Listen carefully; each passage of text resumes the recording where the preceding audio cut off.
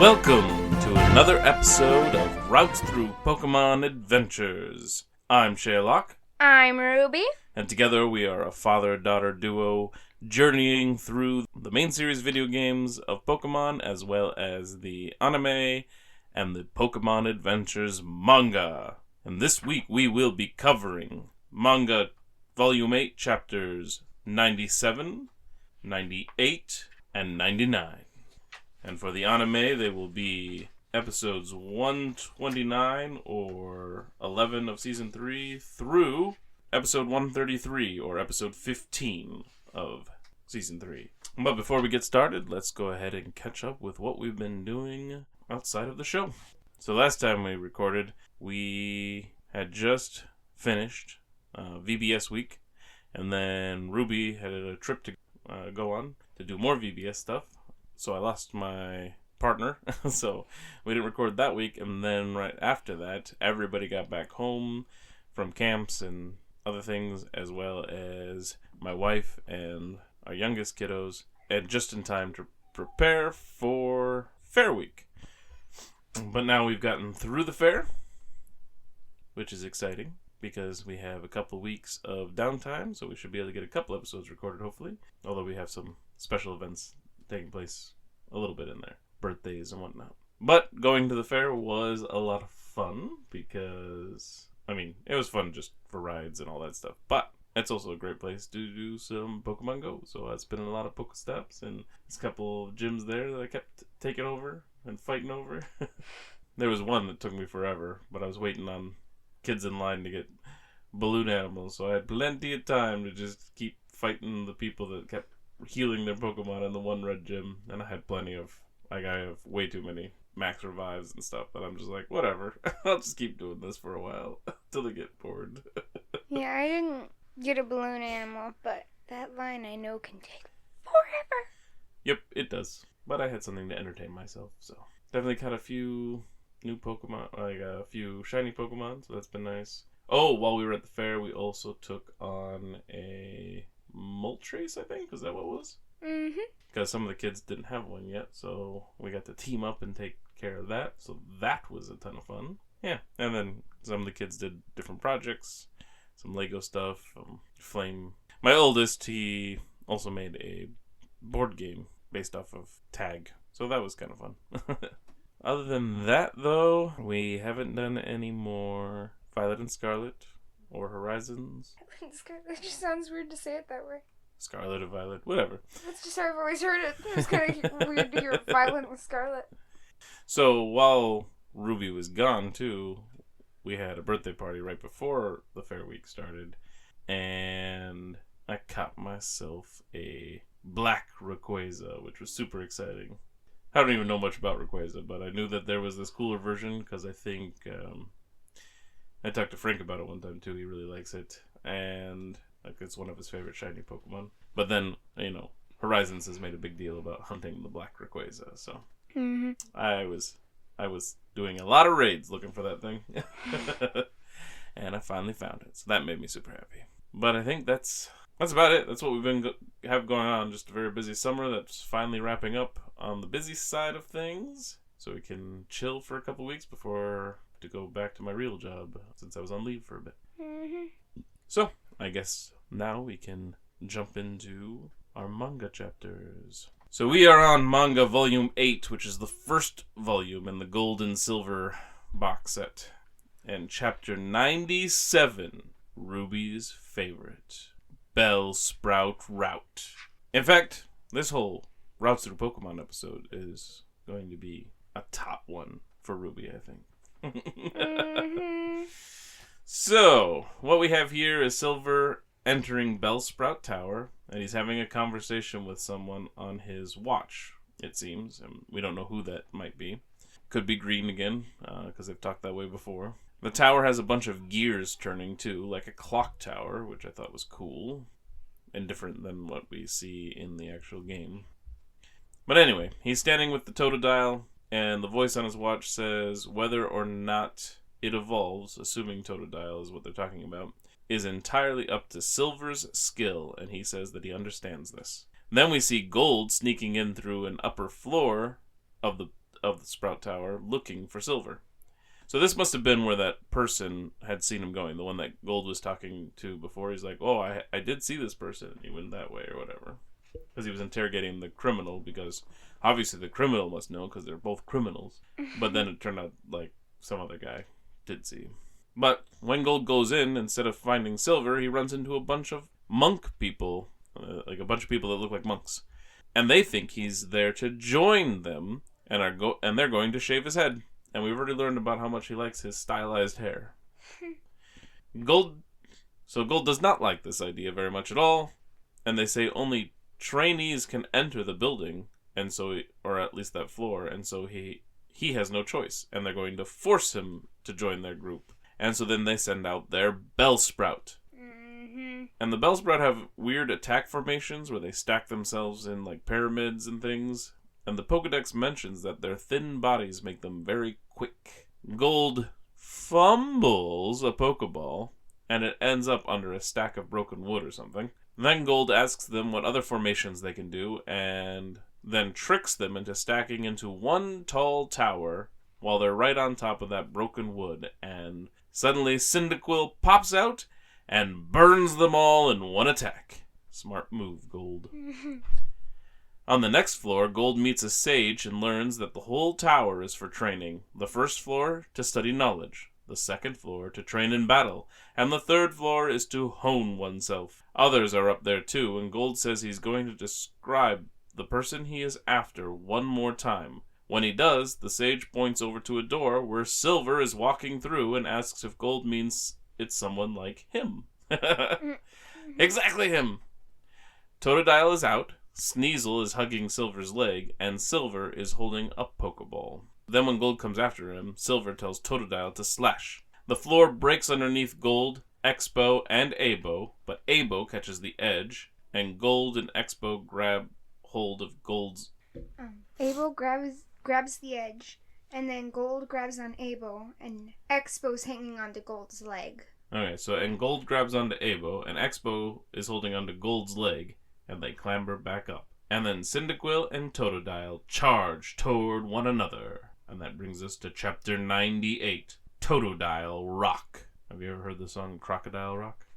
I think I have. I think you've played it for me before. Oh, probably. Anyway, I'm sure that's where this title comes from. So Totodile chomps down on Cyndaquil's head. Game over. Cyndaquil's dead. Just kidding. That'd be devastating.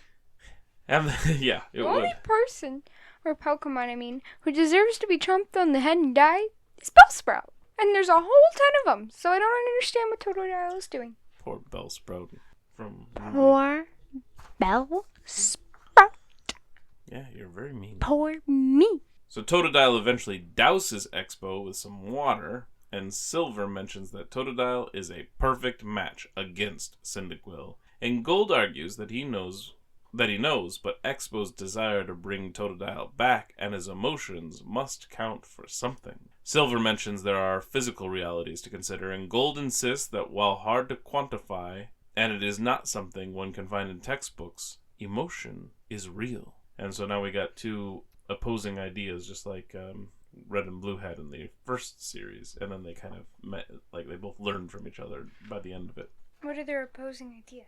One says that we have to... Silver's like, hey, you gotta be aware of the physical realities, like water beats fire. Whereas Gold's like, hey, their spirit and their passion count for something. Their emotions matter and can overcome some of the physical restraints. I agree with both. Exactly. They need to meet in the middle, just like Red and Blue did. The water on the flames creates smoke, and so Expo uses smokescreen. Then Gold tries to have Totodile come along with him, and gets bitten for his effort. Silver claims that Cyndaquil is a weak Pokemon and that Totodile wants to stay with Silver so it can be stronger, instead of relying on silly tricks. Then spikes come out of the wall, and Silver and Gold dodge them just as a large ball drops from the ceiling. Silver says there is no time to dodge that, and so they catch it instead. They argue that Gold's smoke caused the training mechanism of the tower to activate, and Silver broke the floor, so they have no escape as they try to resist the ball. So they're both blaming each other for how they're stuck in the situation they are in. One caused the situation, the other caused no escape. Then Cyndaquil signals to Totodile, and the two work together to destroy the ball, with Expo heating it up, and then Totodile charging up and ice punching, and then using Ice Punch and cracking it to pieces. Before they finish, both Gold and Silver realize what's happening at the same time, but Gold shouts out that he gets it, while Silver simply thinks it more calmly. So Gold's like, oh, I get what they're doing. Well, Silver doesn't have to state this out loud. He's just like, oh, yeah, no, I see what they're doing in his head. He doesn't need to prove anything. In Gold this does. particular situation, I feel more like Silver. Like when we're watching a movie or something, I'm like, oh, that makes sense, and that leads to that. And then my little brother's like, ha! I know what it is, or I knew it! Yep. So, but yeah. I also think that Flame is, again, we've compared him before, very much like Gold. So, again, we have Gold doing his thing, and I personally am more of the Silver type, where I think it in my head. Gold can tell those two Pokemon must have been raised by a scientist, and then Gold offers thanks to Totodile, only to find the Pokemon and Silver are already gone. Then, outside the tower, Silver makes contact with whoever he was talking to before. At least, it seems so. And he pulls out his Pokedex and says, "Mission accomplished. Totodile has evolved into Croconaw." And we see the evolved Pokemon in the panel. And then we get to Chapter 99, Sunken Treasure. So we are now at Goldenrod City, which is not even close to where we are at in the game. But it is a city in the game. And in the Pokemon Society headquarters, we have people discussing the need for stricter requirements for gym leadership after Lieutenant Surge and Sabrina were suspected of working with Team Rocket 3 years ago. So this confirms the story we are in now takes place about a year after the Elite Four stuff, as that took place 2 years after Red's journey through Kanto and dealing with Team Rocket. They also mention that the whereabouts of two of the other gym leaders suspected to be involved with Team Rocket have gone missing. This would be Koga and Giovanni. Those two gyms are continuing to run without a leader. The person talking says that gym leaders are entrusted with bringing up the levels of all trainers in a region, and then has a proposal so that won't happen in Johto. But some dude pipes up and says they were only suspected and that there is no proof. He adds that Team Rocket has dissolved and that the new Vermilion and Saffron gym leaders are performing their duties admirably, which means Lieutenant Surge and Sabrina must not be fulfilling their duties anymore like Giovanni had sent them to do. We learn that 2 of the gyms are empty, right? But it also mentioned that Saffron has a new leader, which was Sabrina's gym, and Vermilion has a new leader, which was Surge's gym. So they replaced them, but they haven't replaced the other ones yet. Yep. So then, this doofus simply thinks they should be worrying about filling the positions of the Fuchsia and Viridian City gyms, instead of worrying about Team Rocket being a problem, because it's only suspected. He then tells the original speaker that he should stick to his lane and just restore the Pokemon storage system, and that's when we learn that the first speaker, with his Vulpix, is Bill. So Bill's back, woohoo! Which means he is definitely aware of the activities of the Team Rocket gym leaders, because he was caught up in all that chaos. We cut back to Gold, and he thinks it is crazy they are still chasing Silver and Totodile, as they are tough. Gold is sworn to it, but he realizes it might not be Expo's fight, and offers to take him back to Professor Elm so he doesn't have to keep fighting his friend. Gold also recognizes that he's doubting if he's doing the right thing, and that might be part of the reason he and Expo are clicking as well as aren't clicking as well as Silver and the Totodile. But then they decide to get a nap, and are suddenly hit by a rush of wind and Sunkern. The Pokedex mentions their jumping ability, and something about Spearow attacking it, I think. What does it say? Extraordinary jumping at, when attacked by Spearow, shakes violently when. Oh, that's right. It wasn't a complete entry. Mm-hmm. Because of the page. It is a complete entry on there. Right. We just can't see it all. So Gold lays back down and says they can also ruin a perfectly good nap, as his own part of the Pokedex entry. Mm-hmm. And then 2 flying Pokemon are around, and someone calls out for their return, so we know they are a Pidgeotto and a Noctowl. The Noctowl rests on this person's shoulder, and Gold recognizes him, and can't remember where right away. Then he recalls that this person was the cop. He's not dressed like a cop right now, but the same cop that took the info for the picture of Silver, the one that Gold lied about, and so that it was drawn funny so nobody would find him, because he wants to be the one to find him. So the guy introduces himself and says his name is Faulkner, which was the same name as the flying type gym leader in Violet City, which is also where Gold just left. So it's kind of exciting that they brought in this cop guy that seemed kind of just a character just for that moment, right? Like not standing out really. Mm-hmm. And it turns out it's Faulkner, the gym leader from the game, at least. As we learn, he's not a gym leader yet, because he mentions the Violet City gym, wondering if Gold passed by it, and says that it has no gym leader at the moment because it was run by Faulkner's father, who had to go into hiding for some reason. So there's some kind of interesting mystery there. But Faulkner is training so he can pass the gym leader exam and then run the gym himself. He says it is his goal, which gets Gold to thinking about Silver's goal and how he didn't seem to steal Totodile just to sell it. So what is he up to? Because he doesn't know what Silver's goal is. He's trying to figure it out now. Mm-hmm. The wind returns, and it turns out it is brought in by some new kind of bird Pokemon with a body like steel. Skarmory! And that's why Faulkner is out there, because he's investigating it. The Sunkern, like they say, I think they even say like it's a new type of Pokemon, so like I don't even think they give it a name for us in the manga yet, but we recognize it. The Sunkern return, maybe fleeing this creature. Faulkner's birds go back out to fight the Skarmory, but they can't deal the deciding blow because of its steel body, and so he tries to think what is good against metal. He runs through a list, and when he mentions heat, Gold is there and ready to use X-Bow. It is interesting that Faulkner mentions a new kind of bird Pokemon or something along those lines, and it is steel, and they don't know what to do with that yet, as if it is a new Pokemon type to look into as well. Which is cool, since steel is a new Pokemon type from Gold and Silver. It wasn't in the original game. Well, that is cool. There's at least 2 new types that come in with Gold and Silver. Is Fairy one of them? Nope, that doesn't come until Generation 6. Is it Ice? No, Ice already existed. The other one that I know of is Dark. Gold says a pool cue shot won't be enough to launch Cyndaquil up to the Skarmory, and so he quickly catches a Sunkern and asks if it wants to help deal with the Skarmory. Well, Gold uses Able, and Able's tail just grabs one of the Sunkerns and puts it in a Pokeball. Oh, right. But yeah, he asks if he wants to help with Skarmory, which Gold seems to think it is excited to do, and therefore a Pokemon after his own heart. Because it's ready to go into action. Then he sends out the newly caught Sunkern and has X-Bow get on top and utilizes the Sunkern's leaping ability to get Cyndaquil high enough to turn on the heat. Then Faulkner says leave the rest to him. He catches the Skarmory, and then he says he has some more training to do for sure, together. And Gold then looks to X-Bow, and they decide they are going to continue after Totodile together, and train a bit more too. Faulkner offers to train with him, but Gold can't. He has some jobs to do, so he has to keep on moving. And when he says this, he has Abo on his shoulders, X-Bow beside him, and on the other side, the Sunkern. So it looks like he might be at 3 Pokemon now, because all the other ones were stolen.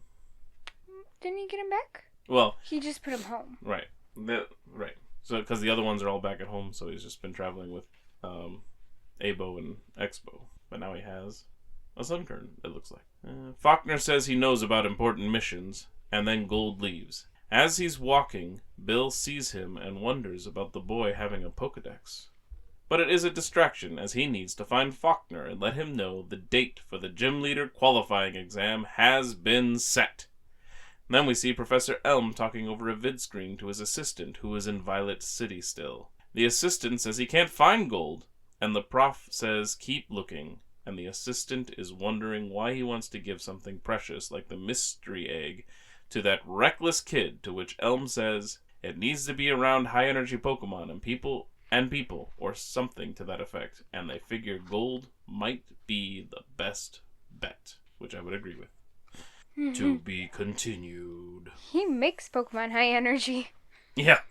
And so now we're all caught up to where we were now we're all caught up to where we are in the video game. But instead of having an actual gym battle, there is no gym leader, so he had a weird exchange with the gym leader and then moved on. Mm-hmm. So I thought that was interesting. And I mean, we got the egg in Violet City, but it's after Violet City that the egg comes in, and so now they're trying to get the egg to gold. Yep. So I like how close it is paralleling, even if they're not winning badges right now. But now, it is time for the anime! So we will start with Season 3, Episode 11, Once in a Blue Moon, or Nuo to GS Boru, which is Nuo and the GS Ball, which means this Pokemon that we're about to meet must be called Nuo in Japan. And if we all remember from last episode, our Who's That Pokemon in that episode was Quagsire. So, Nuo must be Quagsire's name in Japan, which makes me wonder what Wooper is. So Ash and company make it to another city before they are able to reach Violet City. So, a bunch of cities that they hit, but this one is called Cherry Grove City, which is actually a city in the game this time. Have we been to that one? Yeah, it's between Violet City and New Barktown. Oh, yeah. Wait, Violet City is the third town? And they're still not there? Right. I realized they haven't been there yet. But I didn't realize it was supposed to be so soon, and they're just like, that's... Wow. So Ash is polishing the GS ball, and then he is told food is ready, so he leaves it right there on the bank next to the river, and a Quagsire pops out. Pikachu notifies the gang, and Misty decides she is going to catch this water Pokemon. She winds up her shot, and Psyduck comes out instead in another Psyduck sighting. Whenever Psyduck pops out of his ball when he's not supposed to, or we're not called upon. And he and Quagsire stare at one another for a while. Ash uses the Pokedex in here somewhere to learn that Quagsire have very slippery skin. Quagsire steals the GS ball, and the gang rush to get it back, throwing in Pokemon to help, like Squirtle, who has a tough time grabbing Quagsire. They get the GS ball back, and they get into trouble with Officer Jenny. So then back at the headquarters, they are talking to Oak, and he is apologizing for not letting Ash and them know about the Quagsire conservation, because you're not allowed to catch them around there, because they find fresh water for everybody. Mm-hmm. Jenny also explains that once a year, the Quagsire come down from Blue Moon Falls and take round things from town and send them back, and bring them back to the falls. Then later, all the items come drifting back down the river and back to their owners, as well as fresh water. But I would assume that it's always fresh water, so that part confused me. The people in town think this is lucky, and the last item to come back is the luckiest of all. As soon as that was said, I'm like, well, they're going to steal the GS ball, and that'll be the last time to come down. Yup. That's how these usually work. So predictable. The gang also see the Quagsire that took the GS ball lurking outside the window of Jenny's office or whatever, still wanting that GS ball. Yeah, he's funny. Then the gang are crossing a bridge and think they see it again, but it is a different Quagsire taking the orb that is part of the bridge. They stop to think about something for a minute, and then it shows that Pikachu is also thinking alongside them, and also a Quagsire standing there thinking along with them, like tapping his chin or whatever. Then they all realize it is the all see the Quagsire and realize that it's the one that wants the GS ball, and it jumps on Ash, who then throws out a Pokeball and calls out Chikorita. It's funny that Quagsire just follows them. It is. She gets angry to see Quagsire on top of Ash and hits him, and then tackles Ash and showers him with affection. They all realize that Chikorita apparently has a crush on Ash. But during all this, the GS ball falls out of his randomly unzipped backpack, and the Quagsire gets it and swims up the river. So Ash and company decide they have to follow and get it back. Meanwhile, Meowth has found a shiny orb lawn ornament, while Jessie is complaining about losing the twerps again. Meowth says there was a whole bunch of those round objects just laying in a field, which is where he got it. Jessie mentions that small minds are easily amused, and James chimes in to look at the ball as well, excited, showing that he must have a small mind as well, according to her at least. Because he wants to look at Meowth's treasure. He pretends to be a fortune teller over it, but then a face appears in the glass ball, which freaks them all out, and it's a Quagsire that takes the orb and swims off. So Jessie and James are going to send in their Pokemon, but Quagsire steal their Pokeballs too. Right out of their hands. I like Quagsire. All the Pokemon that I used to be like, meh, now I like them more. The sun is setting, and Ash and Co. are running up the river. But they are not having any luck, and Missy suggests maybe just waiting for the GS ball to float back down. But then they see other Quagsire and decide to follow them. Right behind them, Team Rocket comes running, and Meowth thinks he just heard the twerps. But James says that it would be no use since they don't have their Pokemon. Like that would help anyway. And Jessie has a Wicked Witch of the West line about getting them and that slimy Pokemon too.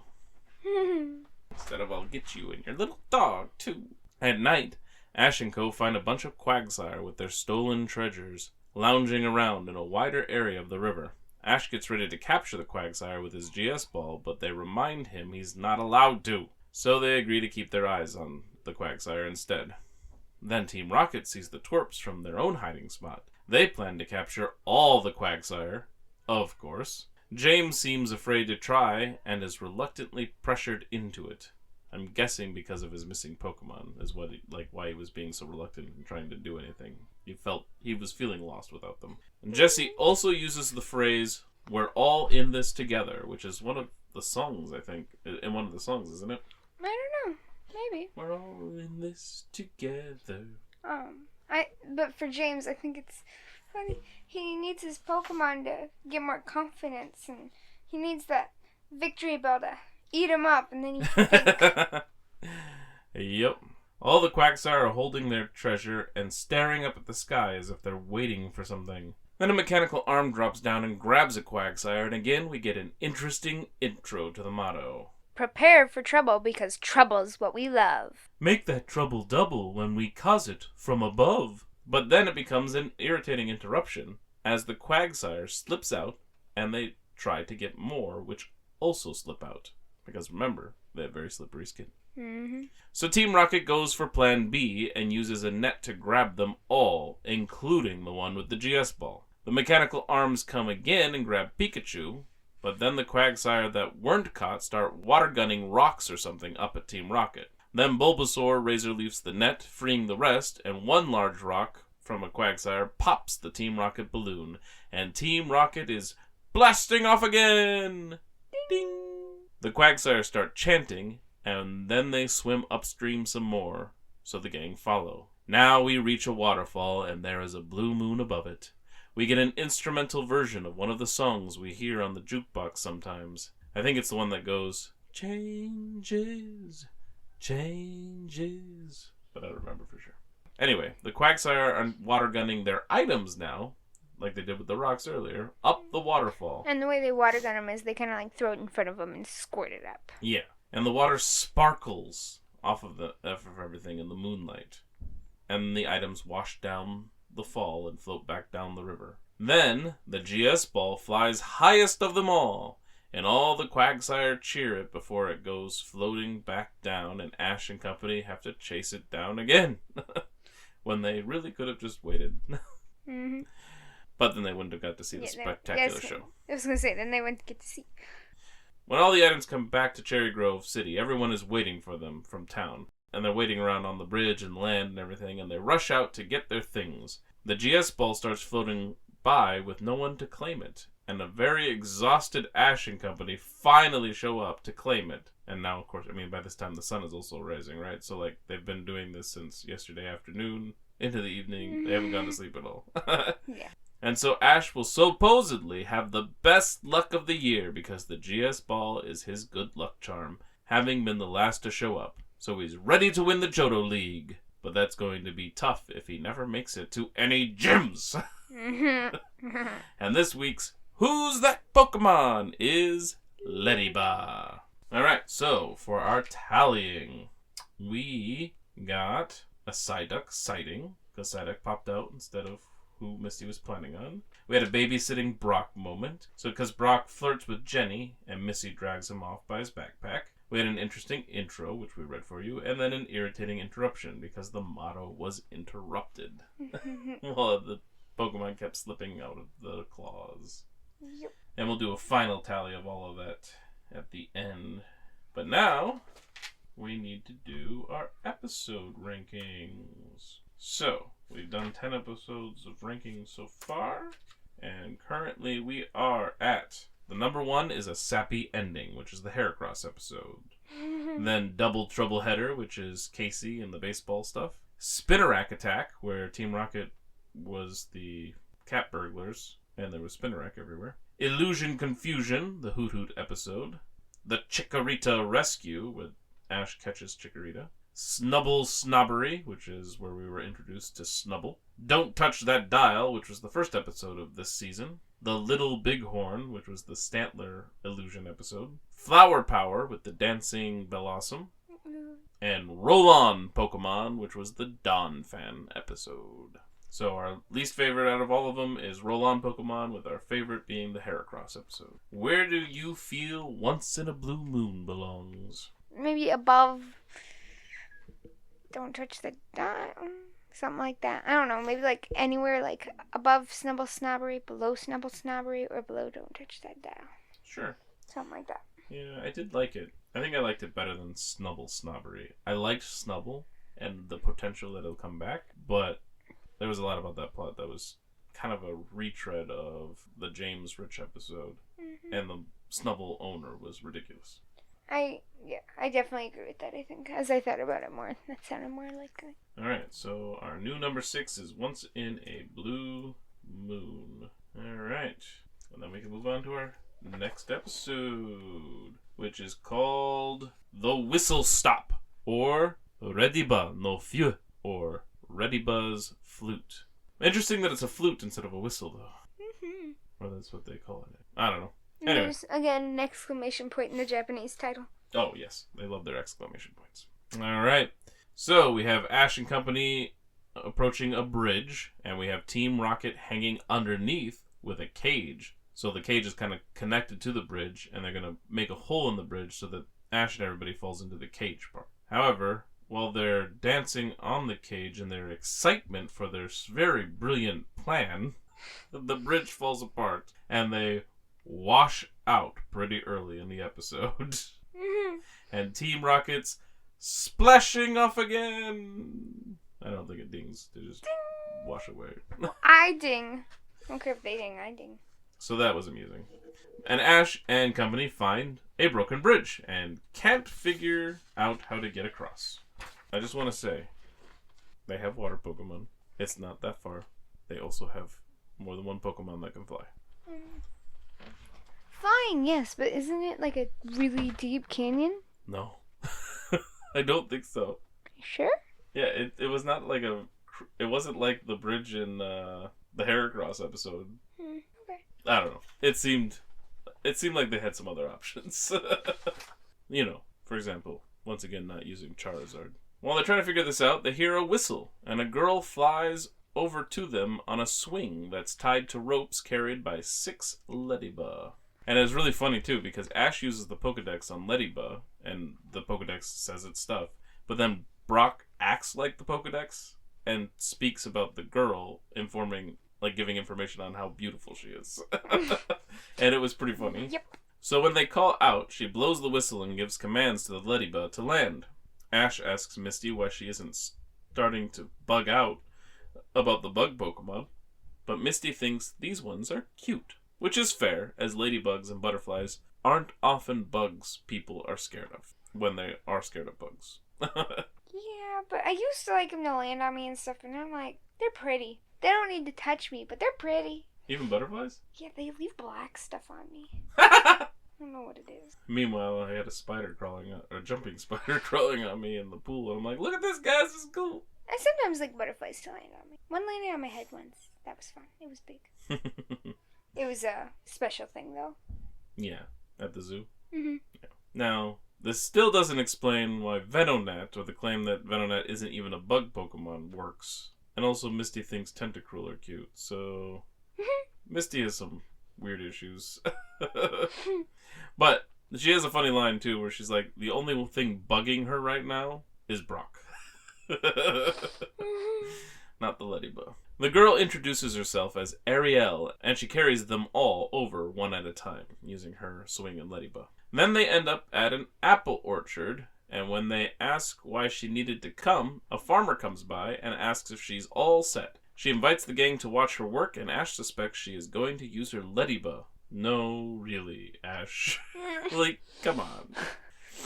Anyway, The Ladybug are used to pollinate the orchard. Ash sends Heracross to help, and Heracross latches onto a tree and starts feeding the sap. To a distracted Pokemon. Correct. Not distracted from battle, but distracted. Yeah, we're gonna have we get a few distracted Pokemon stuff. Ariel explains that her whistle helps her command the Ladybug, and when Ash asks to use it, she explains that it has been passed down for generations, and so no one else is allowed to touch it. Misty wants one for Psyduck to command him, since he's always annoying her. Team Rocket decides to steal the whistle to get the Ladybug, and they pose as antique experts and study the whistle, and then they steal it. And here we get an interesting intro again. And I particularly like this one because of James' rhyme with whistle. But it goes like... Prepare for trouble, it's Team Rocket's whistle. Make it double. That's rocket, not missile. Team Rocket uses the whistle to get the Ladybug as they fly off in their balloon. But the Ladybug just watch with adorable huge eyes. Team Rocket is so mad that it doesn't work, since they haven't trained with it, and so they send in Lickitung to use Supersonic, which hurts everyone's ears and confuses the Ladybug so they don't listen to anything. Team Rocket decides they'll take Pikachu, but Ash just sends Pikachu to electrify them, which pops the balloon, and Team Rocket is blasting off again! Ding!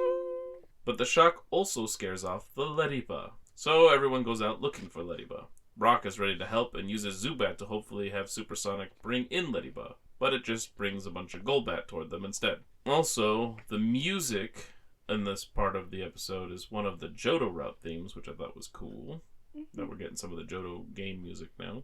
And Ariel figures they might be near flowers somewhere, and so Ash brings out Heracross to sniff out some flowers and charges forward after him as he's sniffing and then latches onto a tree. Dude, distracted Pokemon for Heracross. Yep. Then we cut to Team Rocket, and they still have the whistle. Meowth tries blowing it, but it does nothing, until Jessie pulls out Arbok. Then Arbok listens to Meowth, so then they see the Ladybug, and Meowth has Arbok dig underground and round up the Ladybug. Then hanging off ropes on the Ladybug, they try and tell them to take them to Ash, but instead they fly off after letting off a lot of orange pollen or something, and are not listening to Team Rocket. Ariel thinks the Ladybug will never listen to her without the whistle, but the gang tell her she's wrong. Ash explains that her raising them since they were little is what actually counts. The whistle doesn't matter, and we get some flashback to her raising them, like a bunch of little scenes of her taking care of them and stuff. Then Ariel smells the scent of the pollen they let loose, which is a scent that they give off when in danger. And so they track down the Ladybug and Team Rocket. James catches the gang in a net when they find them, and then he once again gets eaten by Victory Bell when he sends him out. And Jessie sends out Lickitung while Arbok is wrapped around a tree and the ropes tied to Ladybug to keep them from escaping. And here is where I found something interesting while looking up some info for this episode on Bulbapedia. Apparently, in this particular episode, James is just groaning while Victory Bell's on top of him, according to the captions. But he's not saying anything. It's all gibberish. Only it isn't. Well, in the original version. The one we have, it is just nothing. But in the original version of the episode, it almost sounds like he's talking, but there's no, it's hard, you can't understand it. Unless you play it backwards. It was discovered that it's the voice actor saying something that was a jab at the people running the company who were putting the show out in America because they were upset over some monetary issues and stuff. Like he was losing a lot of money based off of a change in some policy or something. And the actor even confirmed it. So yeah, he had a whole thing they said and then they played it backwards, but then he had to actually pay to have it re-recorded so that we could have the version we have now. So anyway, Ariel calls out to the Ladybug to help her while Lickitung and Victory Bell are beating them all up in the net. The Ladybug get angry and rush in to drive the enemy Pokemon away. Then Ash has Bulbasaur Razor Leaf them out of the net. And then Ladybug knocked Team Rocket away, and so for the third time they're off. And this time they are buzzing off again. Ding! Isn't there a thing for their outros? Yep. Ariel learns that Ladybug listens without the whistle, and that's that. Then they all take off and say goodbye. And our Who's That Pokemon this time is Blissey! So, We had broken bridges for our tallies. Oh, yeah. 1, because they ruined the bridge right at the beginning of the episode. Our we're off again tally is 2, because out of the 3 times that they're off again, only one of them they blasted off. We had splashing off and buzzing off.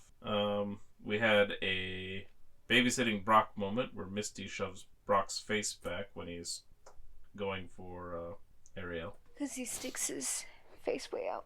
Yeah. And then we have 3 distracted Pokemon. Heracross twice. When he goes to help pollinate, he eats sap. When he's sniffing his way towards them, he's sniffing his way towards more sap. And Victory Bell eats James. And interesting intro, which we read for you. So those are that's our tallies for that episode. And now, ranking time. I don't know. I made a suggestion last time, so now it's your turn. Okay. I like Ladybug. I did like some of the antics and stuff, but it's not like a stellar episode for me. So I think I liked it better than the Little Bighorn, which was the Stantler one. The Stantler one? Yeah, remember the Stantler episode with Brock and little limping Stantler? So, yeah, I'd either put it like below Don't Touch That Dial, which is the first episode. I think I agree with that. Yeah, okay, cool. Let's put it there. And then, before we get to the actual normal anime episode, we had a Pikachu short! And this one is called Slowking's Day. And it's the same Slowking from the Pokemon 2000 movie. And it just goes through a day of his life on that island. It was funny. So there's not a whole lot to say about it, but it was a really fun episode to watch. It was all in Japanese, the way we watched it. Which was also actually a lot of fun since we're trying to learn Japanese, so we actually recognize some of the things they were saying. Including when at the end when he says "oyasumi," which means good night, which we like to say every night anyway. Yeah, it was just an interesting thing. Like every time he'd do something, like a bunch of kids in background or whatever, as part of the episode, would shout words or something. It was so interesting and fun to watch. I think. In fact, almost all the kids will say "oyasumi" when we go to bed because they've learned that, and so when they heard it in the show, they actually recognized it too themselves, which was really fun. I think he said Ohio in the morning too. I think so. And I knew the Matashita, which is see you tomorrow, and Tomodachi. Friend. We both recognize because she has a book about being a friend. That's in English and Japanese. You read it backwards. Yeah, it's called like My Friend Is Coming to See Me or something. Where are you going to see my friend? Oh, where are you going to see my friend? Yeah. Because that question is asked on every page. Yep, that's really fun. And we didn't know Asa was mourning, but we had discussed it during our Japanese lessons that it must have something to do with mourning because we had learned that Mai Asa was every morning while Maya Ban was every night.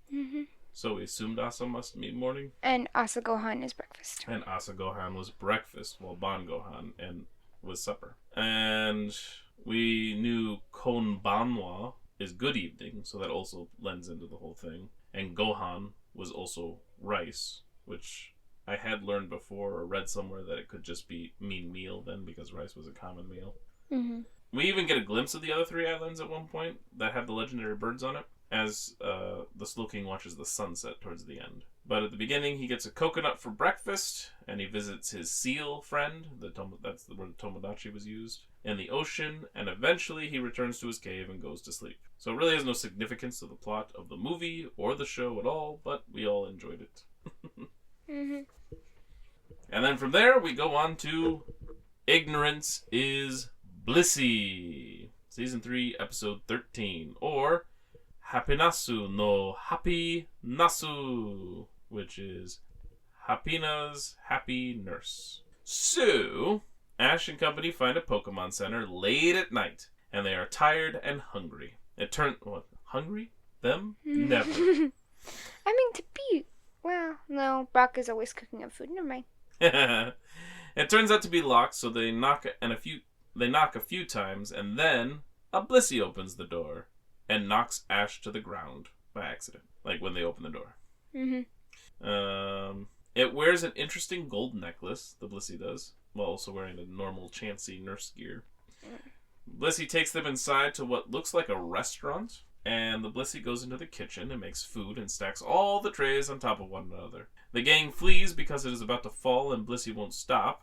Ash falls and ends up covered in food. And at this moment we zoom like way out of the Pokemon Center as he yells, as just to show that he was getting clobbered by the trays. So then Ash is taking a bath to clean up from all the food, and Blissey comes in to help wash Ash's back, which he's grateful for until Blissey uses an industrial scrubbing broom and scratches up Ash's back pretty bad, which we then zoom out from the Pokemon Center again as Ash cries out in pain. So then Ash is laying in bed and Blissey is getting something to clean Ash's wound. It is rubbing alcohol, and we zoom out again as Ash cries out in pain again. Poor Ash. Yes, poor Ash, and it was a very amusing running gag at the beginning. Then we see Joy walking along in her jammies, and she had earplugs in while she was sleeping, apparently. She wants to check in on Blissey and see if anything happened while she was sleeping, and she finds Ash covered in bandages from head to toe, implying that things must have continued to happen to him from Blissey trying to help. We zoom out of the center again, and this time it's Joy screaming in the shock of everything. I could see the bandages covering him from head to toe to mean that he got hurt further, but when I saw it, I thought that she just covered him from head to toe for no reason. Oh, it could be. So, during all of this, Ash had been really cool about Blissey trying to help by saying, like, I know that was an accident and stuff, you know? Mm-hmm. And now that Joy's in the picture, she hopes Ash can be understanding that Blissey was trying to help, but he already knows that. And then he simply asks, kindly, if Blissey could maybe help a little less. And Joy then says she understands how Ash might feel, but Blissey's heart is always in the right place. So she's like being defensive over Blissey when Blissey is a problem, and Ash has been super kind about it, and just like, hey, just, you know, maybe she could not help as much right now. Yeah. So it was kind of annoying, because she made it out like he was being a jerk or something. Mm-hmm. Not that she was getting mad at him, but just like, yeah, painting him poorly. And really, a person or Pokemon's heart being in the right place only counts for so much. I don't think if a surgeon accidentally severed an artery, killing a patient, that we would take comfort in the person's heart being in the right place, you know? They were just trying to help. Yeah, they were, but they killed them in the process instead. And I mean, that's kind of where it was heading with Blissey. Right? It got from spilling food on him to him being wrapped from head to toe. Yep. And, of course, to make it even more annoying, Brock is 100% on Joy's side, because he's Brock and she's a Nurse Joy. Ash and Co. go to bed hungry, and when we cut to Team Rocket, who is also hungry, we find they plan to sneak into the Pokemon Center to steal food. Everything is all quiet, and only Meowth finds a little tiny bit of food, and he runs off with it since Jessie and James try to take it. Of course. Of course. As they wander the dark hallways, Jessie runs into Blissey. Blissey is super excited and tackles Jessie as she tries to flee, but then Jessie sees the necklace, and Jessie recognizes her old friend and holds up a piece that fits with the necklace, making it whole. Jessie and her were friends long ago when Jessie had dreams of becoming a nurse, but she was told by admissions or something that it would be extremely hard for her. Now, I have to wonder, did Jessie have dreams to become a nurse because she is also a Nurse Joy clone? And she's just a defective one? I mean, her hair is close to the Joy color hair. She dressed up as Joy once, didn't she? Yep, and she pretended to be, did a very convincing job at sounding like Joy when she was talking to Professor Elm when they stole Totodile. Mm-hmm. So I'm saying she might be a Joy clone if we believe in Joy clones and not just weird family resemblance even when not blood related. I think that makes him a clone. I think I'm a clone now. There's always two of me just hanging around. Or maybe. Somehow they both got split up. So all the Nurse Joys are actually like sisters. But they all got split up for adoption. And then now they're getting related, not blood related. And maybe Jessie was like the last kid or something, so she turned out weird. Maybe. I think Jenny's and Joy's are clones. Because remember, the Spinnerack Jenny was a descendant. Her ancestor was just like her. Yeah, maybe they're just clones. Anyway, Jessie finds a thing for a nursing school that has a Chansey on the cover of the brochure or whatever. So she decides she will go there, and the admission guy says that's no place for you. But Jessie can fit in anywhere. But yeah, having the cover show Chansey suggests that it's a place for Chansey to learn to be nurses. Like it's where all the Chansey learn to go help the Joys or something. Yep. So then we cut to school, and the teacher to the school that Jessie decides to go to, and the teacher is sure with hard work each of them can become a Pokemon nurse. And the Chansey all say, Chansey! And Jessie says, Jessie! It turns out she's good at wrapping bandages, and a different Chansey is making a mess of it, so Jessie helps her. Grateful, Chansey wants to eat lunch with Jessie and spills it all over her. Then Jessie also helps Chansey turn the book the correct way to read at one point, as we're getting more of this backstory. And then the Chansey are learning to use their sing technique to put their patients to sleep so they can rest. Jessie passes out as all the others sing, because sing does put people to sleep in the anime, as we've learned with Jigglypuff. Because the teacher's wearing headphones. Was she? The teacher, yeah. I didn't even notice that. Yep. I mean, that makes sense, but I did not notice. I don't know if headphones is the right one. Earmuffs. Earmuffs. Like they wear in the class in the herbology class or whatever in Harry Potter. With the mandrakes. Unfortunately, Jessie is woken by her Chansey friend, and they see the teacher getting after her for falling asleep. Jessie is frustrated because she isn't a Chansey, so of course the sing put her to sleep. Jessie realizes she just can't cut it, and she has to leave the school. Then we see a weird ritual with chanting Chansey getting their nurse caps and necklace from a Nurse Joy. It seemed almost cultish. I don't know. It really did. They were holding candles and stuff and everything. Yeah. Then Chansey, the one that Jessie keeps helping, races to catch up to Jessie, and she tries to give Jessie the cap, but Jessie won't take it because it doesn't belong to her. And that's when Chansey breaks the necklace and gives half of it to Jessie. And that's their story. So Team Rocket is hungry, and now the Chansey, who apparently evolved into Blissey by this point, helps them steal all the food out of the center. All of it. Which is a ton. As they leave carrying the food, Jessie feels bad because it was way too much food for them to eat. The next morning, Ash and company are surprised that there is hardly anything to eat, and Nurse Joy is shocked to find the pantry empty, and so then they look at the security tapes to find out that Blissey stole it all. This could end Blissey's career, and Jessie is spying on the situation, and Jessie feels super bad. So, then they get the great idea to return the food and pretend they tricked Blissey. This would save the Pokemon from punishment and also up their reputation. So they use megaphones to announce they dropped the food they stole by accident. And when they drop the food, of course, Ash and Co. believes them because they are idiots. Yep. And then we have an interesting intro. Prepare for trouble, you little nurse. You make it double, we'll make it worse. And so then they reveal themselves. Joy thinks they tricked Blissey, and Meowth mentions them having a clever plan that they can't reveal. Ash is super angry, and he's also really hungry. Team Rocket want Pokemon in exchange, of course, but then Blissey shows up and starts happily rushing over to Jessie. To save her friend, Jessie sends her 2 Pokemon to attack Blissey, and Blissey gets beat up pretty bad. And Jessie gets after her Pokemon for not doing it right as they had planned, because they're supposed to just pretend to hurt her. So then the Pokemon fight and do it super gently, and it's hilarious. It is really funny. Because they come in all hot and really ready, and then tap. Blissey is still wanting to be with her friend and having no idea what Jessie is up to.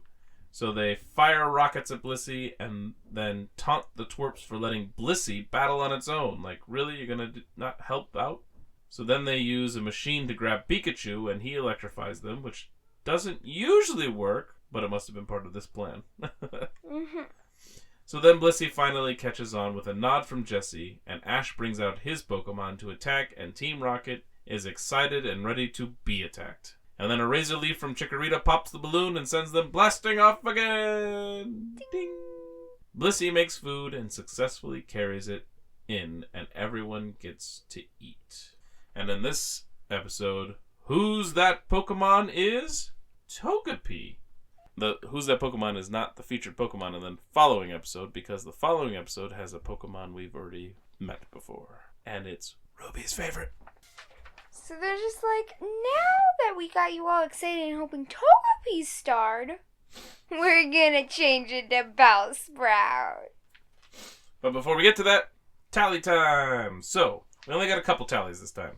1, babysitting Brock. Misty does pull Brock away by his ear as he's flirting with Joy. And we had the interesting intro, which we read for you, or quoted for you. So now ranking. Where do we want to rank Ignorance is Blissey? I enjoyed it. I like backstory things. Like learning more about the characters? Yeah. I think it's somewhere above Don't Touch That Dial. Maybe. I don't know if it's below Illusion Confusion. It might be. The Hoot Hoot episode? Yeah. What's under Illusion Confusion? The Chikorita Rescue. And what's above Totodile? Don't Touch That Dial. Snubble Snubbery. And what's in between those? Once in a Blue Moon. Is that it? Yep. I think it's above Snubble Snobbery. I agree with that. I do like backstory as well. I don't know. I've gotten it pretty high. What do you think? Well, do you think it was better or worse than Once in a Blue Moon, which we just covered a little bit ago? I don't know. Somewhere around there, maybe. Yeah, I think I would put it above Once in a Blue Moon. Yeah, probably. Maybe. No, probably not above Chikorita, because we got Chikorita in that one. And that's exact. I don't know. Yeah, let's do it right there. Alright, and then that brings us to A Bout with Sprout. Season 3, Episode 14, or Daipinchi Maratsu Bomi no To, or Big Pinch Maratsu Bomi Tower. So, we're finally in, or at least on the outskirts of, Violet City. Woo! But I'm sorry, the show, or this episode just goes downhill from here. Yeah, my notes say this episode is Ruby's very favorite. Well, who wrote the notes? You wrote the notes. I think they just filled out themselves. I think it's even a favorite of the whole series up to this point. I quit. Goodbye. I'm sorry, listeners. I know I'm your favorite, but goodbye. Okay.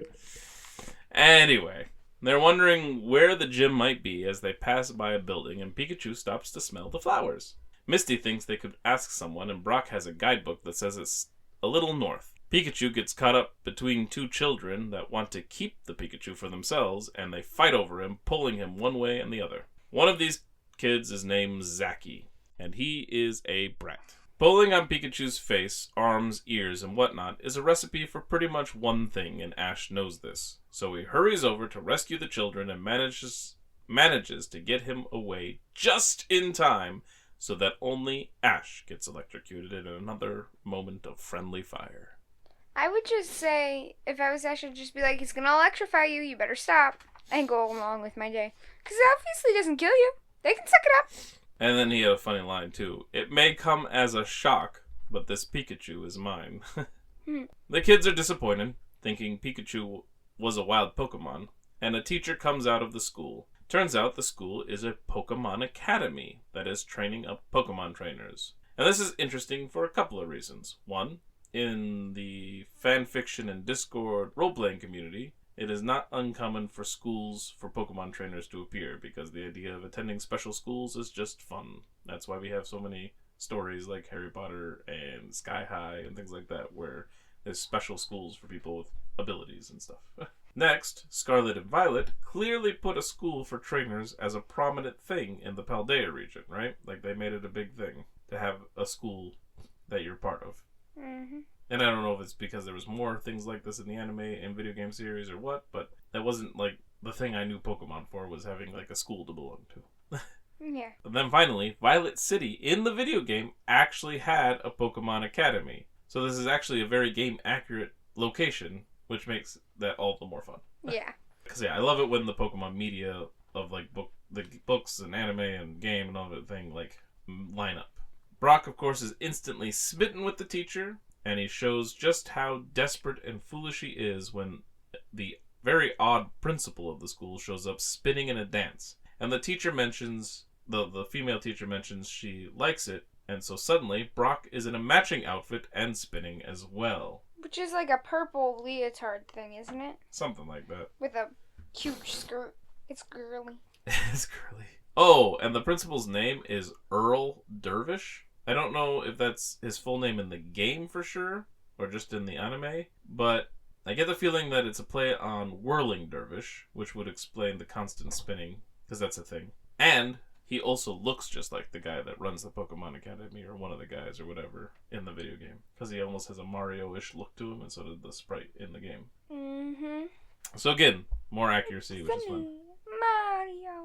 So anyway, Ash is asked to say some stuff to the students, because he's a Pokemon trainer, and they're all excited to have an actual trainer there. And when Ash is asked about battles, he brings up making it to the top 16 of the Indigo League. Instead of, why not bring up the Orange League, being a champion of that, where he got a trophy? Anyway, they decide to all show off their Pokemon outside, and I think they bring all of them out this time. So we get Goldeen, Staryu, Zubat. Didn't Zachy, when Ash mentioned that, be like, but that's not first, so who cares about you or something? He mentions that it's not impressive, which is why it would make more sense to have gone with the impressive score. Yeah. I hate the brats that keep showing up. Yeah. Anyway, they decide to all show off their Pokemon outside, and I think they bring all of the Pokemon out this time, out in the yard. So we do get to see Goldeen, Staryu, Zubat, and Charizard, along with those that showed up in the holiday shorts and everything. Although maybe the full pics might not have popped out.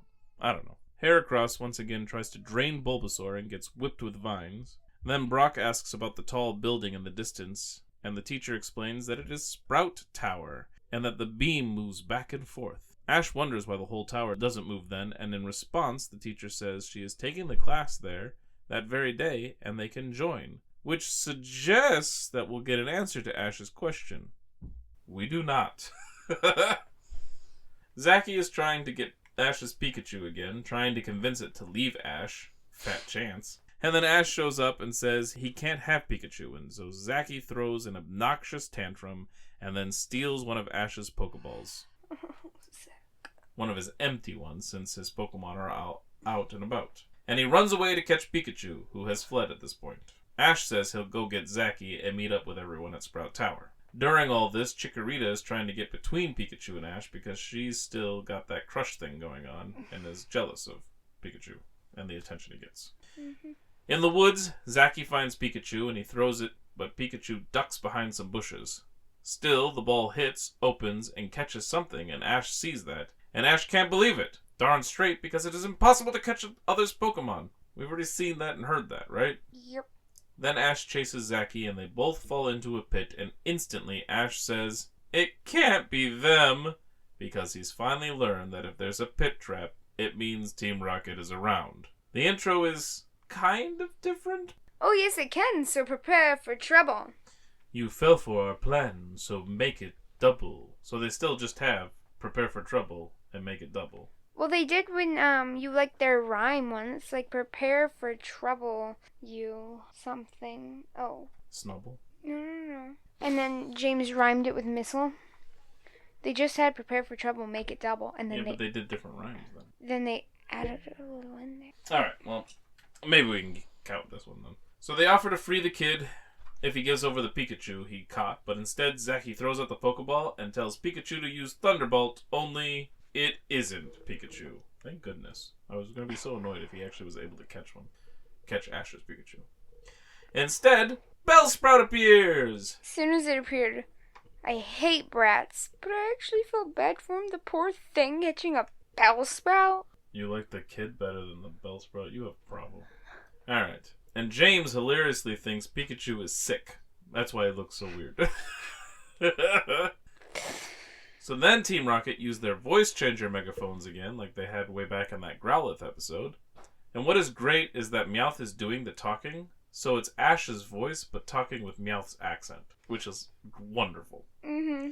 Anyway, it draws Pikachu close, but then real Ash in the pit shouts up and alerts Pikachu, so the net that was going to catch Pikachu misses and catches on a stump next to the pit instead, which then allows Ash and Zachy to climb out. Ash throws Pikachu into the air so he can zap Team Rocket from their treetop location and send them blasting off again. Ding! Back at Sprout Tower, Brock notes that the beam sways like a Bellsprout, hence the name. But the teacher says another reason is because many trainers stop it. But the teacher says another reason for the name Sprout Tower is because many trainers stopping there are those going to the Johto League, and so they're at the town of their first gym and are just sprouts themselves ready to grow. Also, we see Team Rocket come crashing down onto the roof of the tower. Team Rocket learns that Ash is on the way, so they prepare a new plan. Meanwhile, on the walk, Zaki is so disappointed about the Bellsprout and gets annoyed that Bellsprout is copying him. Which was actually kind of funny, and so then I got upset at him for making fun of Bellsprout. Oh, that's good. Zaki wants Pikachu, not a wimpy little Bellsprout.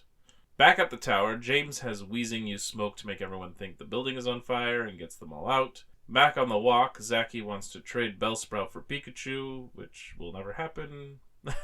And so when Ash says no, the kid starts crying. Yeesh. Yeah, he might be one of the more annoying brats. Actually, I don't know. They're all annoying. But I think I like Bellsprout better than brats. I am glad my kiddos and I are Bellsprout fans, so we wouldn't whine like this kid. Actually, to be fair, if I myself had a Bellsprout, You do. I would dominate. Because I keep wrapping everyone up. My Bellsprout would be so powerful. But then Bellsprout does some silly wobbly head thing, trying to make Zaki laugh because Bellsprout likes his new trainer. It works, but then Pikachu alerts everyone to the smoke, so they hurry forward, and Ash uses Squirtle and Misty uses Poliwag to try and water gun the fire down.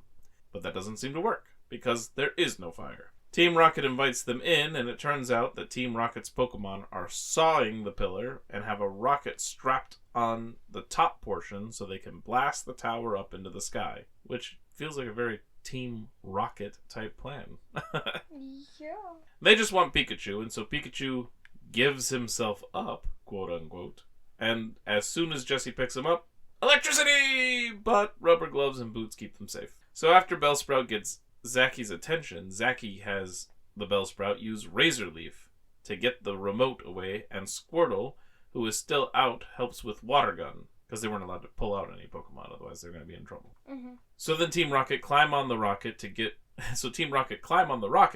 away after recalling their Pokemon. There is a manual override, and so the whole tower begins to lift off. Bulbasaur and Bellsprout both use Razor Leaf attacks to cut ropes, freeing Pikachu and cutting the rocket off the tower. So Team Rocket go flying off on the rocket, and the tower falls perfectly back onto the rest of its pillar and still sways and remains upright? None of that makes any sense. Zaki now loves Bellsprout. Team Rocket find it peaceful to ride their rocket and start their usual Team Rocket exit stuff. Then the rocket explodes, and they are blasting off again! Ding! So we had 2 blast-offs this episode. Brock almost stays behind with this teacher lady, but finds out he would be teaching dance with Earl Dervish. So they all leave, and now, finally, Ash gets to head to his first Johto gym. This episode's Who's That Pokemon is Cleffa. And this one is extra interesting because it isn't filling in a gap of a Pokemon we met before, like Togepi did, or the Totodile with the second Chikorita episode. I think we had Totodile show up in Who's That Pokemon, since we already met Totodile. And Togepi we've met forever ago, so having Togepi before this one was fine. But Cleffa we've never met, and is also not the featured Pokemon of the next episode. Yeah, that's weird. Yeah, but that's because the featured Pokemon next episode would probably be Pidgeot, and the only Johto Pokemon they use is Hoot Hoot, which we've also already met. Our tallies for this episode are only 2 again, and that's Friendly Fire, when he gets electrocuted by Pikachu, and Interesting Intro. Now, you made a suggestion last time, so it's my turn for this one. So. Oh no! I think Bout with Sprout is definitely better than a sappy ending. Which one's it? No!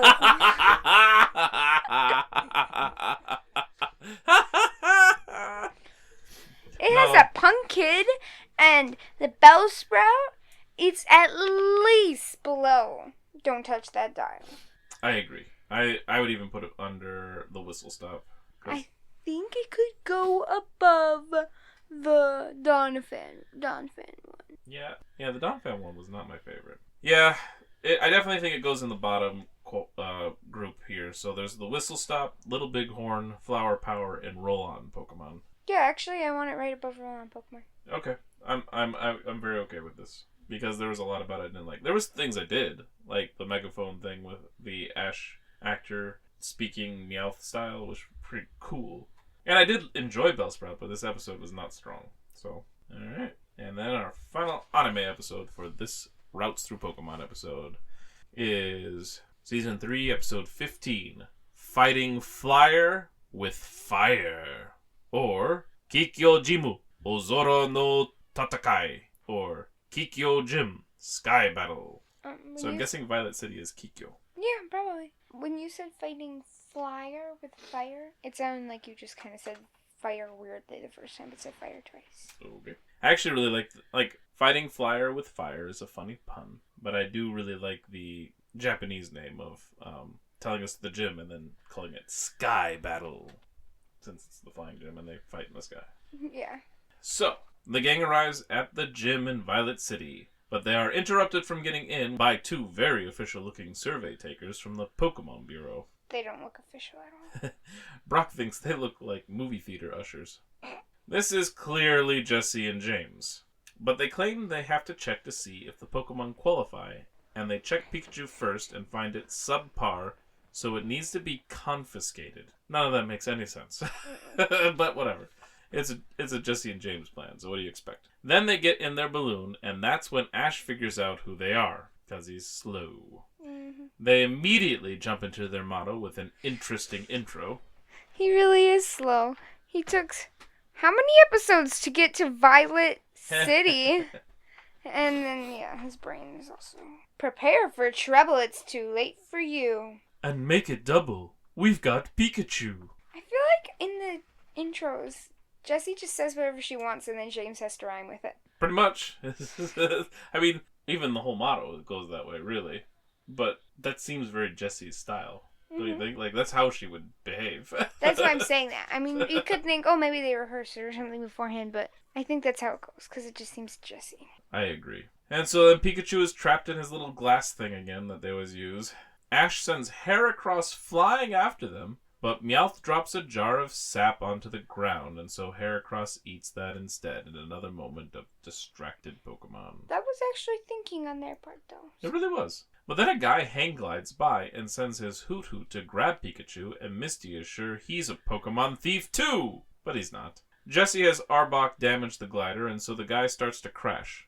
But he jumps off and releases his Pidgeot and rides that instead. And then he has Pidgeot destroy the balloon and... Team Rocket's blasting off again! Ding! The guy lands and returns Pikachu. Here we have Ash bring up his Pidgeot and the battle with the Fearow from the Palette Party Panic episode that started off the Orange Islands. The one, he didn't come back and visit, like he said. He claims that he will visit again someday. Just now he does again. Sure you will, Ash. Sure.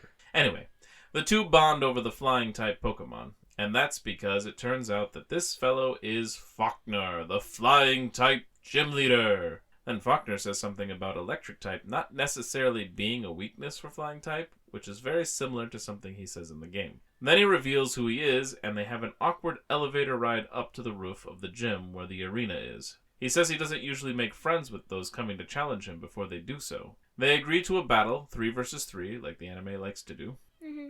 Ash starts with Chikorita. That's what I had for this gym. Sure. But, Ash, you have much better options, right? Well, technically we could have traded ourselves, our Pokemon from before, and then we would have had better options for this gym too. Chikorita cuddles, of course, and then Faulkner gives Ash a hard time for picking a type that's weak against flying type. After it, and this is weird, because he had just given us a statement about electric and flying not necessarily being opposed, right? And he was annoyed when people were like, oh, they're always weak to electric. So why is he doing this? Anyway. Ash kind of calls him on that. Ash actually kind of calls him on that, too, which was kind of cool. To, call him on his hypocrisy-ish point there. Mm-hmm. All that being said, Hoot Hoot still easily defeats Chikorita. So then Ash brings in his electric Pokemon, Pikachu, who does defeat Hoot Hoot. So then Faulkner has Dodrio to come into a fight, which is a flying type Pokemon, but at least in here they say it doesn't fly. But apparently it jumps high enough that it is like it's flying, just like how Superman originally flew in his original creation. He didn't actually fly, he just jumped really high and far. Anyway, they both use a lot of agility against one another and stuff, and then Pikachu wins that round too. But Pikachu is exhausted, and his attacks can't reach Faulkner's final Pokemon, Pidgeot. So finally, Ash recalls Pikachu, despite Pikachu trying to stay into battle. And who does Ash bring? Charizard! I mean, the episode was called Fighting Flyer with Fire, so kind of expected that. It's an intense battle, though, but in the end, Ash wins. He gains the Zephyr Badge, and now both the anime and manga are caught up to where we are in the game. So next episode, Ruby and I will finally get to make the journey to the second gym in the video games. Woohoo! Yay! And this week's Who's That Pokemon is Meryl, who we also know, so I wouldn't be surprised if it's not the featured one next time. So, our final tallies for this, and then ranking. So, we had an interesting intro, which we said for you, and we had 2 moments of distracted Pokemon. Heracross gets distracted by a clever sap trap by Team Rocket, and Chikorita cuddles Ash instead of going into combat right away. That checks out. And so, our final tally, if I've counted everything correctly, we have 1 jumping Jigglypuff, which was the first episode. We have 9 babysitting Brocks. We have 15 interesting intros. 1 Jessie's hair, which I think we might expand to just Jessie's beauty or whatever, because she's always super concerned with a scratch on her face and things like that. We have 18 distracted Pokemon. We have 7 We're Off Again, where they say something other than blasting. We have 3 catching catchphrases. I don't think we got any new ones this time around. We got 4 Friendly Fires. We have 3 Modified Mottos. 2 Broken Bridges. 1 Dogoby Trouble. 1 Recurring Rival, with Gary showing up. 1 Entertaining Exit, where Team Rocket leaves other than blasting off. 4 Busted Bots. 2 Irritating Interruptions, where the motto gets interrupted. 2 Gotta Catch 'Em All, because we've caught 2 Pokemon total so far. And 1 Psyduck Sighting. One time Psyduck gets out without permission. And that's where we're at for that. Now, episode ranking. Well, it's cool because we got another gym. So it's probably above Snubble Snobbery. Maybe. It was a fun episode. There was some good action, some good battling, which is nice to have. I could say above Snubble Snobbery. Right there. Yeah. Right under Once in a Blue Moon? Yeah, I'm down with that. Alright. So, our episode rankings now stand at the bottom is Roll On Pokemon at number 15. Then, A Bout with Sprout. Flower Power. The Little Bighorn. The Whistle Stop. So that's, 2 of our episodes got underneath Don't Touch That Dial this time around. And are in the bottom 5. Then we got Don't Touch That Dial. Snubble Snobbery. Fighting Flyer with Fire. Once in a Blue Moon. Ignorance is Blissey. Ooh, that's the highest one we have this week, I think. So our highest one is 6th place from these 5 episodes. Then we have the Chikorita Rescue, Illusion Confusion, Spinnerack Attack, Double Trouble Header, and a Sappy Ending, which is the Heracross one. Alright, and that covers all of what we're going to take care of this week, and next week will be the video game again, which I'm excited about for sure. And so that just leaves Pokemon cards! Alright, so the pack I will be opening this week is a Crown Zenith with Zacian and Zamazenta on the front of the package. I'm opening Twilight Masquerade, Scarlet and Violet, with a Blood Moon Ursaluna, I think. Alright, so I have Seal, water Pokemon. Thanks to its thick fat, cold seas don't bother it at all. But it gets tired pretty easily in warm waters. I didn't think it was a polar bear.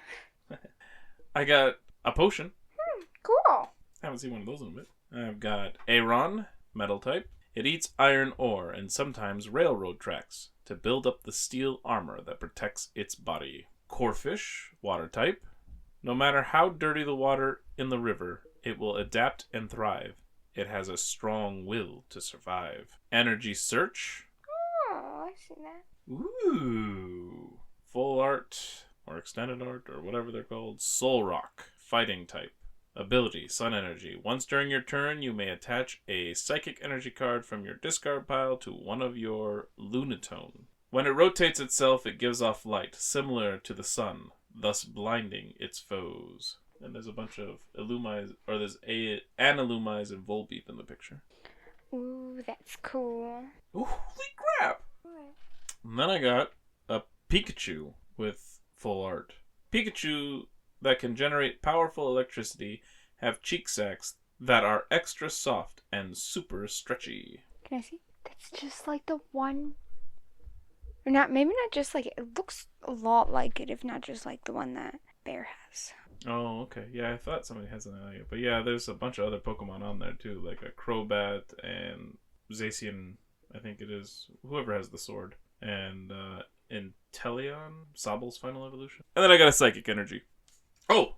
And more stuff. Sorry. This is one of those that has more stuff after the energy. I got Lairon, which evolves from Aeron. Metal type. Lairon live in mountains brimming with spring water and iron ore. These Pokemon often came into conflicts with humans in the past. And then a supporter card, Friends in Sinnoh. Oh, still not done. And Gloom, grass type. Its pistils exude an incredibly foul odor. The horrid stench can cause fainting at a distance of 1.25 miles. It's a good distance. Alright, and that's mine. Are you sure you don't got another full art card in there? That was really surprising, the 2 full arts. Alright, let's see. My first card is Kadabra, evolves from Abra, psychic type. Using its psychic power, Kadabra levitates as it sleeps. It uses its springy tail as a pillow. That's funny. Mm-hmm. Haluka, fighting type. Haluka live quietly without flocking together. They fight constantly with their natural enemies, noisy groups of primates. Tangra growth evolves from Tangela, grass type. Ability, thicket body. This Pokemon takes 30 less damage from attacks after applying weakness and resistance. Tangle Growth has 2 arms that it can extend as it pleases. Recent research has shown that these arms are in fact bundles of vines. Alright, I know I'm the Donna fan guy instead of Don fan, but can you tell me where the L is in that Pokemon's name? There is no L. So, not Tangle Growth. Tangle Growth. Huh. Venipede, dark type. Venipede and Sizzlipede are similar species, but when the two meet, a huge fight ensues. Darmanitan evolves from Dramuka. Muka? I think it's right. Darumaka, yes. Fighting type. The thick arms of this hot-blooded Pokemon can deliver punches capable of obliterating a dump truck. Supporter trainer, Carmine. Aswana evolves from Ducklet, normal type. It's said that many artists have taken inspiration from the sight of Aswana performing a beautiful dance in the light of dawn. Like, artists take, or like Pokemon sculptors have inspiration from the Glass Onyx. Oh, yeah. Crystal Onyx. Crystal Onyx, yes. My reverse holo is Volbeat, grass type. It flashes the light on its rear to communicate with other Volbeat. It loves the sweet aroma given off by Illumis. It's funny that it flashes its light. It's just like a firefly. Yep. Yeah, it was also hanging out with my soul. Another reverse holo, Slugma, fire type. It's said that in ancient times, when volcanoes were more active, there were many more Slugma than there are now. My rare is Tinglu, fighting type. It slowly brings its exceedingly heavy head down upon the ground, splitting the earth open with huge fissures that run over 160 feet deep. And then an electric energy. Nice. All right. Well, thank you all for listening. Rout Through Pokemon is a Hunterfield Institute production. You can find us on YouTube, Spotify, and YouTube, Spotify, Amazon, Apple, and other places where podcasts show up. So you can like, subscribe, rate, review, all that stuff there. Let us know how we're doing. Let us know what you enjoy. Correct us on our stupid pronunciations and other mistakes we make. And if we got our counts wrong, let us know that too. And if you have a good name for some of the tallies that we need better names for, go ahead and chime in. You can also get a hold of us at hunterfieldmanor@gmail.com. I'm also frequently on the Routes Through Pokemon Facebook page. I'm on X at HunterfieldIns, where I post a lot there too, including our Who's That Pokemon segment, where every week highlight a Pokemon. And I'm also on Instagram at kinetic_card, and I think that might be it. Next week, we will be covering Ruby and I's journey through the Gold and Silver and Crystal games as we try to take on the second gym in Azalea Town. So we're definitely looking forward to getting further in the game and talking about that. So we will catch you on the next route. Bye-bye. Bye.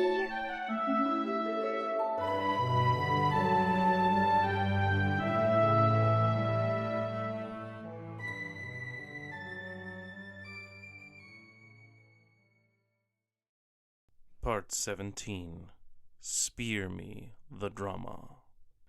Mizu's eyes flashed wide in surprise at appearing right in front of a missile. The object's scream sounded very bird-like, and, just before it struck the horsey, she could tell that it was a Pokemon. Violet winced as her horsey took the full blow and was knocked aside. Sorry. The attacker curved upward into the air, causing a Zubat to quickly change direction, and then the creature shot back down to continue its assault on Violet and her Pokemon. Mizu, get up and hit it with your bubble attack. The horsey bounced up and took aim and started spraying bubbles upward towards the bird. As they popped in the Pokemon's face, it veered off to the side and plowed into the ground. Violet and Mizu were sprayed by chunks of dirt from where the bird Pokemon had crashed. It flapped its wings wildly, and its talons scraped and scratched as it worked to pull its beak out. Once free, the Spearow raised its beak to the sky and gave out a loud victory cry. Not thrilled with all the noise again, Violet winced and hissed a command to her horsey. Mizu, quick, quiet it down with a bubble. The horsey obeyed immediately and sent a stream of bubbles toward the Spearow. The bird choked on the sudden suds and flapped up into the air. It dove toward Mizu, who launched another bubble attack, but this time the Spearow managed to scratch up the horsey with its beak. Are you doing okay, Mizu? The horsey gave a determined snort and positioned itself for another attack as the Spearow turned and sort of growled at the water Pokemon. All right, let him have it. One more shot of bubbles to the face seemed to annoy the Spearow, and it flapped its wings and started to rise back into the air, but slower, and the wings were not flapping at a steady pace. I think we have him, Mizu. Hold back. The Spearow locked its eyes on Mizu and seemed ready to strike again, but Violet had pulled out an empty Pokeball and was ready to launch it. The bird dove toward its target, and Violet tossed the ball. Mizu could see the Spearow coming closer and closer, and finally she closed her eyes tight, bracing for the collision, and then snap! The Pokeball collided with the Spearow and sucked the bird inside before landing on the ground next to Mizu. The light flashed once, and only once, before the telltale click signaled Violet's second capture. The girl ran forward and picked up the Pokeball. We did it, Mizu! Violet beamed down at her partner, who looked back up just as pleased, but a little exhausted. You did great. Why don't you get some rest now? She aimed Mizu's Pokeball at her, and the horsey vanished inside. Before taking off, Violet put the Pokeball with the newly captured Pokemon away, before it too got lost due to a freak appearance of a Bellsprout or something like what happened to her Clefairy. Once everything was settled, she continued to trek toward Pewter City and decided to bring out Lucky for some company since the Zubat would probably be best suited for an evening stroll. The rest of the journey came without any real incident. There had been an encounter with a Pidgey at one point, but she had it battered too badly that it fled before she could try and capture it. Once she arrived in town, she headed straight for the Pokemon Center and turned in her Pokemon to get refreshed, and then she acquired a room so she could get some rest as well. After all, she and her Pokemon would want to be in tip-top shape to challenge Brock, the Pewter City gym leader. The next morning, Violet rushed back to the Pokemon Center counter and collected her 4 Pokeballs. She was bouncing with excitement as she gathered her companions. She was so close to finally taking on her first gym, and she really wanted to win. She needed to collect all 8 badges across the land to earn the right to face the Elite Four. Walking through town, she noticed a museum along the way, and she looked to Mizu. That looks interesting. Maybe we should check it out after the battle. Mizu sounded off in agreement. With her eyes on the museum and her mind on the upcoming gym battle, Violet did not notice the person coming around the corner of the Pewter City gym building. She and the person collided hard, butting heads and falling to the ground. Ow! Watch where you're going! Watch where I'm going! Sitting on the ground right across from Violet was the last person she wanted to see. Well, maybe not the last, but she wasn't far from the bottom. It was the girl with the pink hair who had nearly killed her in Mount Moon. To be continued.